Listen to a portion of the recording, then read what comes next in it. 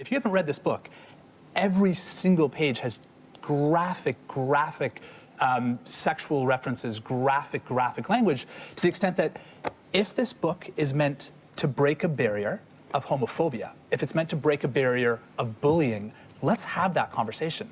But if you can't get 5 pages in, we're not trying to make a book about new uses of swear words and new uses of sexual graphic language. My fear is that we're not going to get to the real issues that so desperately need to be covered of homophobia and bullying because Canada won't go 5 pages into the book. All right, Lainey. Will Canada not go 5 pages into the book because the graphic language is about sex or gay sex?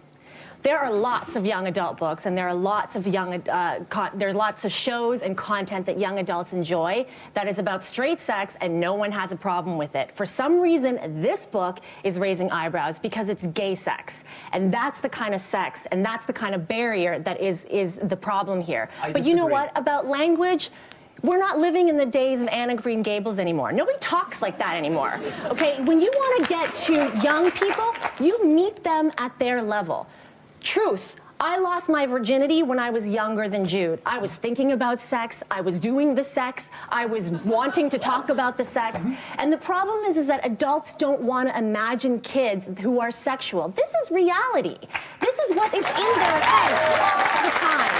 Well, let's parse that. First of all, do you think that it is because it's about gay sex? It is not because it's about gay sex, and frankly, I reject the idea of you attacking. I think this book is actually disrespectful to young people. I think it builds stereotypes instead of tearing them down on young people. We work with millions of youth in this country. And I don't have a problem with Jude, I have a problem with Angela. I have a problem with every secondary character in the book who is engaged in things that make adults' eyebrows raise. And you know, here's the thing.